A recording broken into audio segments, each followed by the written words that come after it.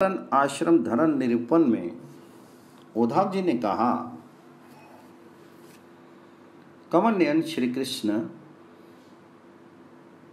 आपने पहले वर्ण आश्रम धर्म का पालन करने वालों के लिए और सामान्यतः मनुष्य मात्र के लिए उस धर्म का उपदेश किया था जिससे आपकी भक्ति प्राप्त होती है। अब आप कृपा करके ये बताइए कि मनुष्य किस प्रकार से अपने धर्म का अनुष्ठान करे जिससे आपके चरणों में उसे भक्ति प्राप्त हो जाए। प्रभु महाबाहु माधव, पहले आपने हंस रूप से अवतार ग्रहण करके ब्रह्मा जी को अपने परम धर्म का उपदेश दिया था। रिपुदमन, बहुत समय बीत जाने के कारण वह इस समय मृत्यु लोक में प्रायः नहीं सा रह गया है, क्योंकि आपको उसका उपदेश किए बहुत दिन हो गए हैं। पृथ्वी में तथा ब्रह्मा की उस सभा में भी, जहाँ संपूर्ण वेद मूर्तिमान होकर विराजमान रहते हैं, आपके अतिरिक्त ऐसा कोई भी नहीं है जो आपके इस धर्म का प्रवचन, परिवर्तन तथा संरक्षण कर सके। इस धर्म के प्रवर्तक, रक्षक और उपदेशक आप ही हैं। आपने पहले जैसे मधु दैत्य को मारकर वेदों की रक्षा की थी, वैसे ही अपने धर्म की भी रक्षा कीजिए। स्वयं प्रकाश परमात्मन, जब आप पृथ्वी तल से अपनी लीला संवरण कर लेंगे तब तो इस धर्म का लोप ही हो जाएगा, तो फिर उसे कौन बताएगा। आप समस्त धर्मों के मर्मज्ञ हैं, इसलिए प्रभु आप उस धर्म का वर्णन कीजिए जो आपकी भक्ति प्राप्त कराने वाला है, और ये भी बताइए कि किसके लिए उसका कैसा विधान है।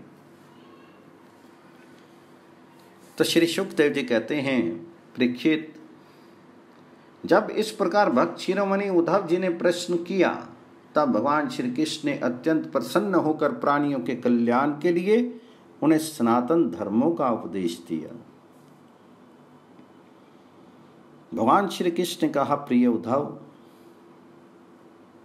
तुम्हारा प्रश्न धर्म में है, क्योंकि इससे वर्ण आश्रम धर्मी मनुष्यों को परम कल्याण स्वरूप मोक्ष की प्राप्ति होती है। अतः मैं तुम्हें उन धर्मों का उपदेश करता हूं, सावधान होकर सुनो। जिस समय इस कल्प का प्रारंभ हुआ था और पहला सतयुग चल रहा था, उस समय सभी मनुष्यों का हंस नामक एक ही वर्ण था। उस युग में सब लोग जन्म से ही कृतकृत्य होते थे, इसलिए उनका एक नाम कृतयुग भी है। उस समय केवल प्रणम ही वेद था और तपस्या, शौच, दया एवं सत्य रूप 4 चरणों से युक्त मैं भी वृषभ रूपधारी धर्म था। उस समय के निष्पाप एवं परम तेजस्वी भक्त जन मुझ हंस स्वरूप शुद्ध परमात्मा की उपासना करते थे। परम भाग्यवान उद्धव, सतयुग के बाद त्रेतायुग का आरंभ होने पर मैंने हृदय से श्वास प्रवास के द्वारा ऋग, सामवेद और यजुर्वेद रूप त्रय विद्या प्रकट हुई, और उस त्रय विद्या से होता, अधर्वियों और उद्गाता के कर्म रूप 3 भेदों वाले यज्ञ के रूप में मैं प्रकट हुआ। विराट पुरुष के मुख से ब्राह्मण, भुजा से क्षत्रिय, जंघा से वैश्य और चरणों से शूद्रों की उत्पत्ति हुई। उनकी पहचान उनके स्वभाव के अनुसार और आचरण से होती है। उद्धव जी, विराट पुरुष भी मैं ही हूं, इसलिए मेरे ही उरु स्थल से गृहस्थाश्रम, हृदय से ब्रह्मचर्य आश्रम, वक्ष स्थल से वानप्रस्थाश्रम और मस्तक से संन्यास आश्रम की उत्पत्ति हुई। इन वर्ण और आश्रमों के पुरुषों के स्वभाव भी इनके जन्म स्थानों के अनुसार उत्तम, मध्यम और अधम हो गए।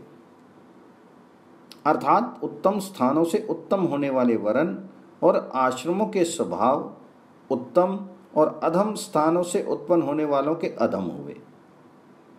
शम, दम, तपस्या, पवित्रता, संतोष, क्षमाशीलता, सीधापन, मेरी भक्ति, दया और सत्य, ये ब्राह्मण वर्ण के स्वभाव हैं। तेज, बल, धैर्य, वीरता, सहनशीलता, उदारता, उद्योगशीलता, स्थिरता, ब्राह्मण भक्ति और ऐश्वर्य, ये क्षत्रिय वर्ण के स्वभाव हैं। आस्तिकता, दानशीलता, दंभहीनता, ब्राह्मणों की सेवा करना और धन संचय से संतुष्ट ना होना, ये वैश्य वर्ण के स्वभाव हैं। ब्राह्मण गौ और देवताओं के निष्कपट भाव से सेवा करना और उसी से जो कुछ मिल जाए उसमें संतुष्ट रहना, ये शूद्र वर्ण के स्वभाव हैं।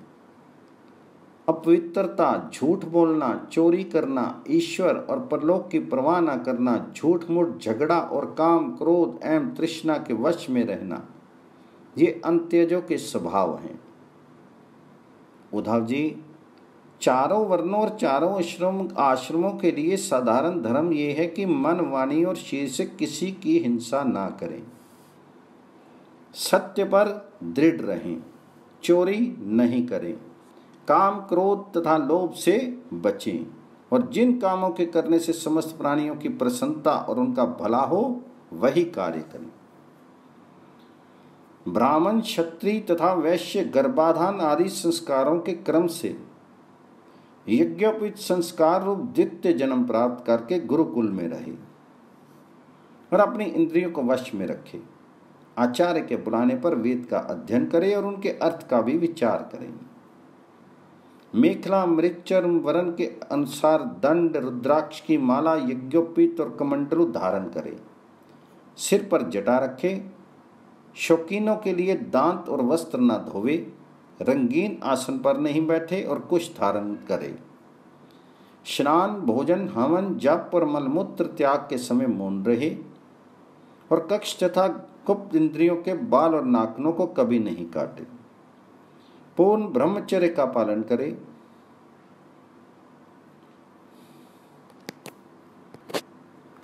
ब्रह्मचारी को पवित्रता के साथ एकाग्रचित होकर अग्नि, सूर्य, आचार्य, गौ, ब्राह्मण, गुरु, वृद्धजन और देवताओं की उपासना करनी चाहिए तथा सायंकाल और प्रातःकाल मौन होकर संध्या उपासना एवं गायत्री का जप करना चाहिए।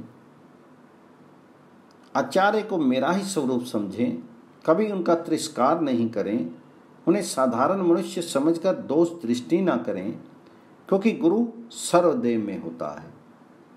सायंकाल और प्रातःकाल दोनों समय जो कुछ भिक्षा में मिले वह लाकर गुरुदेव के आगे रख दें। केवल भोजन ही नहीं, जो कुछ हो सब तंत्र उनके आज्ञा के अनुसार बड़े संयम से भिक्षा आदि का यथोचित उपयोग करें। आचार्य यदि जाते हों तो उनके पीछे पीछे चलें। उनके सो जाने के बाद बड़ी सावधानी से उनसे थोड़ी दूर पर सोवें। थके हों तो पास बैठकर चरण दबावें और बैठे हों तो उनके आदेश की प्रतीक्षा में हाथ जोड़कर पास में ही खड़े रहें।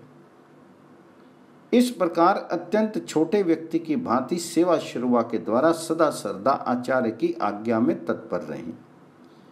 जब तक वेद विद्या अध्ययन समाप्त ना हो जाए तब तक सब प्रकार के भोगों से दूर रहकर इसी प्रकार गुरुकुल में निवास करें और कभी अपने ब्रह्मचर्य व्रत खंडित नहीं होने दें। यदि ब्रह्मचारी विचार हो कि मैं मूर्तिमान वेदों के निवास स्थान ब्रह्मलोक में जाऊं,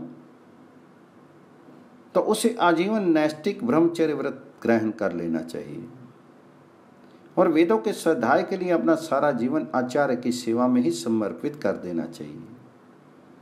ऐसा ब्रह्मचारी सचमुच ब्रह्म तेज से संपन्न हो जाता है और उसके सारे पाप नष्ट हो जाते हैं। उसे चाहिए कि अग्नि गुरु अपने शरीर और समस्त प्राणियों में मेरी ही उपासना करे और ये भाव रखे कि मेरे तथा सबके हृदय में एक ही परमात्मा विराजमान है। ब्रह्मचारी, वानप्रस्थ और सन्यासियों को चाहिए कि वे स्त्रियों को देखना, स्पर्श करना, उनसे बातचीत या हंसी मस्करी आदि करना दूर से ही त्याग दे। प्रिय उद्धव, शौच, आचमन, स्नान, संध्या उपासना, सरलता, तीर्थ सेवन, जप, समस्त प्राणियों में मुझे ही देखना, मन, वाणी और शरीर का संयम, ये ब्रह्मचारी, गृहस्थ, वानप्रस्थ और सन्यासी सभी के लिए एक सा नियम है। असपृश्यों को ना छूना, अभक्ष्य वस्तुओं को नहीं खाना और जिनसे बोलना नहीं चाहिए उनसे नहीं बोलना, ये नियम भी सबके लिए हैं।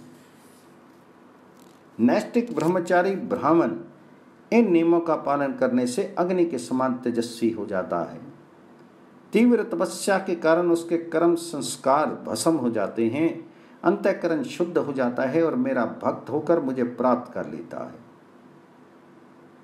प्यारे उद्धव, यदि नैष्ठिक ब्रह्मचर्य ग्रहण करने की इच्छा ना हो, गृहस्थ आश्रम में प्रवेश करना चाहता हो, तो विधि पूर्वक वेद अध्ययन समाप्त करके आचार्य को दक्षिणा देकर उनकी अनुमति लेकर समवर्तन संस्कार करावे, स्नातक बनकर ब्रह्मचर्य आश्रम छोड़ दे।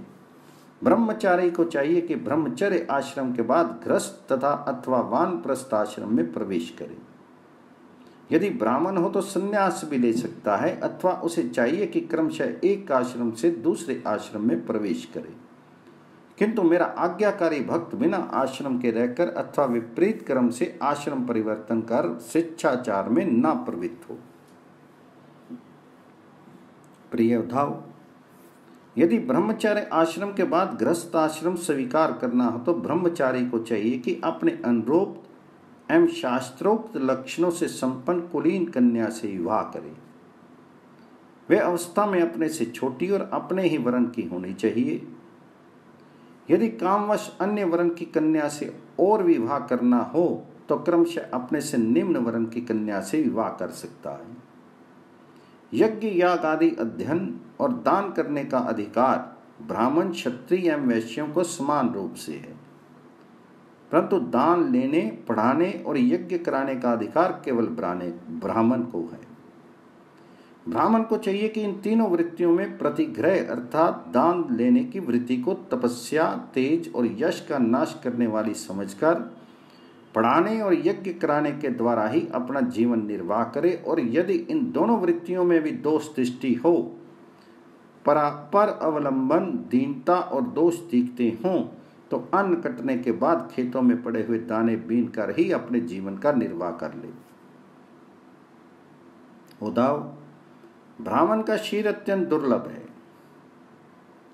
ये इसलिए नहीं है कि इसके द्वारा तुच्छ विषय भोग ही भोगे जाएं। ये तो जीवन पर्यंत कष्ट भोगने, तपस्या करने और अंत में अनंत आनंद स्वरूप मोक्ष की प्राप्ति करने के लिए है। जो ब्राह्मण घर में रहकर अपने महान धर्म का निष्काम भाव से पालन करता है और खेतों में तथा बाजारों में गिरे पड़े दाने चुनकर संतोषपूर्वक अपने जीवन का निर्वाह करता है, साथ ही अपना शीर, प्राण, अंतःकरण और आत्मा मुझे समर्पित कर देता है और कहीं भी अत्यंत आसक्ति नहीं रखता, वह बिना संन्यास लिए ही परम शांति स्वरूप परम पद को प्राप्त कर लेता है। जो लोग विपत्ति में पड़े हुए कष्ट पा रहे मेरे भक्त ब्राह्मण की विपत्तियों से बचा लेते हैं, उन्हें मैं शीघ्र ही समस्त आपत्तियों से उसी प्रकार बचा लेता हूं जैसे समुद्र में डूबते हुए प्राणी को नौका बचा लेती है। राजा पिता के समान सारी प्रजा का कष्ट से उद्धार करे, उन्हें बचावे, जैसे गजराज दूसरे गजों की रक्षा करता है, और धीर होकर स्वयं अपने आप से अपना उद्धार करे। जो राजा इस प्रकार प्रजा की रक्षा करता है वे सारे पापों से मुक्त होकर अंत समय में सूर्य के समान तेजस्वी विमान पर चढ़कर स्वर्गलोक में जाता है और इंद्र के साथ सुख भोगता है। यदि ब्राह्मण अध्यापन अथवा यज्ञ याग आदि से अपनी जीविका ना चला सके तो वैश्यवृत्ति का आश्रय ले ले, और जब तक विपत्ति दूर ना हो जाए तब तक करे। यदि बहुत बड़ी आपत्ति का सामना करना पड़े तो तलवार उठाकर क्षत्रियों की वृत्ति से भी अपना काम चला ले, परंतु किसी भी अवस्था में नीचों की सेवा, जिसे श्वान वृत्ति कहते हैं, नहीं करे। इसी प्रकार यदि क्षत्रिय भी प्रजा पालन आदि के द्वारा अपने जीवन का निर्वाह नहीं कर सके तो वैश्यवृत्ति व्यापार आदि कर ले। बहुत बड़ी आपत्ति हो तो शिकार के द्वारा अथवा विद्यार्थियों को पढ़ाकर अपनी आपत्ति के दिन काट दे, परंतु नीचों की सेवा श्वान वृत्ति का आश्रय कभी नहीं ले। वैश्य भी आपत्ति के समय शूद्रों की वृत्ति सेवा से अपना जीवन निर्वाह कर ले, और शूद्र चिताई बुनने आदि कार्य का आश्रय ले ले, परंतु उद्धव ये सारी बातें आपत्ति काल के लिए ही हैं। आपत्ति का समय बीत जाने पर निम्न वर्णों की वृत्ति से जीवक उपार्जन करने का लोभ नहीं करें। गृहस्थ पुरुष को चाहिए कि वेद अध्ययन रूप ब्रह्म यज्ञ, तर्पण रूप पितृयज्ञ, हवन रूप देव यज्ञ, काक बलि आदि भूत यज्ञ और अन्नदान रूप अतिथि यज्ञ आदि के द्वारा मेरा स्वरूप भूत ऋषि देवता पितर मनुष्य एवं अन्य समस्त प्राणियों की यथाशक्ति प्रतिदिन पूजा करता रहे। गृहस्थ पुरुष अनायास प्राप्त अथवा शास्त्रोक्त रीति से उपार्जित अपने शुद्ध धन से अपने भृत्य आश्रित प्रजाजनों को किसी प्रकार का कष्ट न पहुंचाते हुए न्याय और विधि के साथ ही यज्ञ करे। प्रिय योद्धाओ, गृहस्थ पुरुष कुटुंब में आसक्त नहीं हो, बड़ा कुटुंब होने पर भी भजन में बर्बाद नहीं करे। बुद्धिमान पुरुष को यह बात भी समझ लेनी चाहिए कि जैसे इस लोक की सभी वस्तुएं नाशवान हैं, वैसे ही स्वर्ग आदि परलोक के भोग भी नाशवान ही हैं। ये जो स्त्री पुत्र भाई बंधु गुरुजनों का मिलना जुलना है, ये वैसे ही है जैसे किसी प्याऊ पर किसी बटोही इकट्ठे हो गए हों। सबको अलग अलग रास्ते जाना है। जैसे स्वप्न नींद टूटने तक ही रहता है, वैसे ही इन मिलने जुलने वालों का संबंध ही बस शरीर के रहने तक ही रहता है, फिर तो कौन किसको पूछता है। गृहस्थ को चाहिए कि इस प्रकार विचार करके घर गृहस्थी में फंसे नहीं, उसमें इस प्रकार अनासक्त भाव से रहे मानो कोई अतिथि निवास कर रहा हो। जो शरीर आदि से अहंकार और घर आदि में ममता नहीं करता, उसे घर गृहस्थी के फंदे बांध नहीं सकते। भक्तिमान पुरुष गृहस्थोचित शास्त्रोक्त कर्मों के द्वारा मेरी आराधना करता हुआ घर में ही रहे, अथवा यदि पुत्रवान हो तो वानप्रस्थ आश्रम में चला जाए या संन्यास आश्रम स्वीकार कर ले। प्रिय योद्धाओ, जो लोग इस प्रकार का गृहस्थ जीवन न बिताकर घर गृहस्थी में ही आसक्त हो जाते हैं, स्त्री पुत्र धन की कामनाओं में फंसकर हाय हाय करते रहते हैं और मूर्तावश स्त्री लंपट और कृपण होकर मैं मेरे के फेरे में ही पड़े रहते हैं, वे बंध जाते हैं। वे सोचते रहते हैं, हाय हाय मेरे माँ बाप बूढ़े हो गए, पत्नी के बाल बच्चे अभी छोटे छोटे हैं, मेरे ना रहने पर ये दीन अनाथ और दुखी हो जाएंगे, फिर इनका जीवन कैसे रहेगा। इस प्रकार घर गृहस्थी की वासना से जिसका चित्त विक्षिप्त हो रहा है, वे मूढ़ बुद्धि पुरुष विषय भोगों से कभी तृप्त नहीं होता। उन्हीं में उलझकर अपना जीवन खो बैठता है और मरकर घोर तमों में नरक में जाता है। इति श्रीमद्भागवते महापुराणे पारमहंस्यां सीतायां एकादश स्कंदे सप्तदशोऽध्यायः।